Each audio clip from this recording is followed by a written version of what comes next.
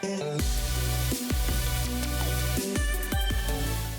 up, guys? It's Drac, and this is the Dart Zone QuatroBlast. Now, not to be confused with the Nerf Zombie Strike Doominator, this is a very, very similar blaster. I couldn't not make the comparison because it is a 4-drum, 6-shot per drum, rotating cylinder style pump action blaster. Now, it's got a really funky P90 handle thing going on, 24 of their super darts, which are of course cross-compatible with any of the other leading brands such as Nerf or other knockoff darts. Now we're going to go ahead and relinquish this from its cardboard prison, but claiming ranges of up to 90 feet. Hopefully it has the FPS to match. This primetime blaster has one trigger to rotate through its drums and one trigger to fire. I assume that it is pump action, but we will not know until we crack it out of the package. So we have self-advanced blasting, which just means that it's going to rotate through, I assume, on the prime or after the trigger pull, and then really that's it. I am thrilled that Dart Zone has decided to start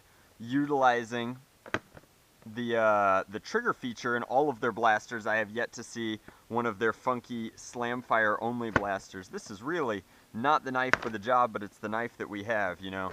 As they say, the best camera is the one that you have, the best knife is the one that you have. So let's go ahead and pop this out with our little Bastion folder here.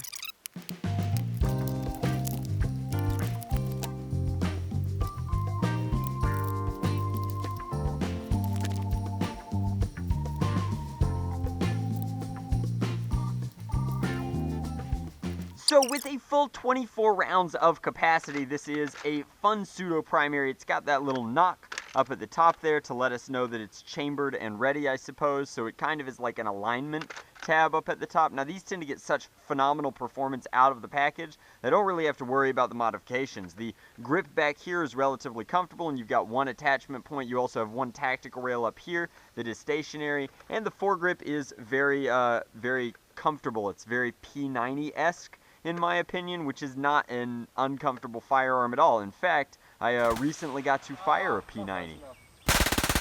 This is a really cool overall shell. Again, their deco is constantly improving. I feel like the quality of their blasters is improved. This feels much sturdier. Is it still as nice as a Nerf blaster in terms of its overall construction and feel? Well, no, it isn't, but this only costs 20 United States dollars. So if you liked the idea of a Doominator and didn't like the idea of its price tag, this could be a very healthy alternative for you. So our level shots here are going all over the place. You notice that I was firing there and hit that tree, but let's go ahead and that one was much straighter, but we are getting solid performance. You can hear that whatever spring is inside here powering this blaster is quite a lot. Now, does it have slam fire?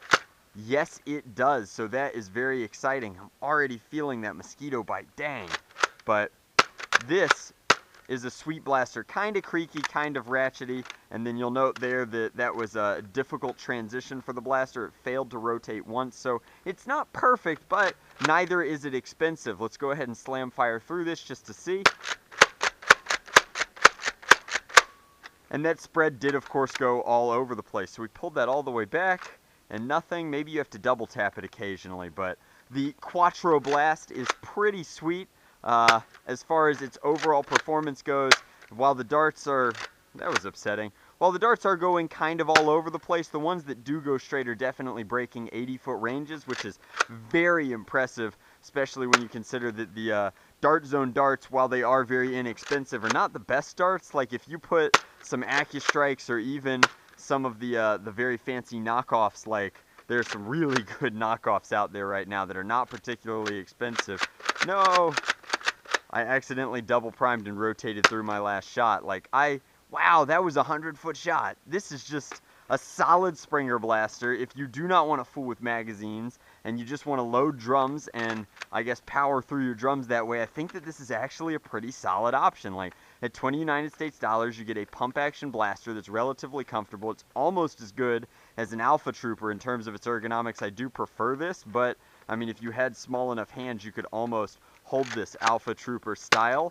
The only thing that this blaster is missing, in my opinion, is a stock. There's no stock attachment point on it. Now, obviously, they can't just copy the Hasbro stock attachment point, although that would be awesome, but it it does not have a stock of their own design or otherwise, so that is a little unfortunate, but nothing that a little bit of epoxy and love couldn't fix. The QuatroBlast gets a huge thumbs up just because it's fairly priced. For a pump action Springer, it comes with slam fire, and again, like, the inability to rapidly reload via magazine is a downside, but the massive built-in capacity is an upside, especially for games like Humans vs. Zombies. Like, this is a sweet primary, and it requires zero modification to be powerful and potent for those super stock games that a lot of people play. So I think that the QuatroBlast is a solid pickup. It will be in stores relatively soon. I will link to the Amazon page for Dart Zone's blasters in the description box below. This is not out yet. This is a sample that was sent to me so that I could make this review, but thank you guys very much for watching. I hope that you enjoyed checking out this blaster with me. I think that it's a real contender, and it's probably my favorite outside of that rival blaster that they have released, just because I really like pump action Springers like this. This is hot.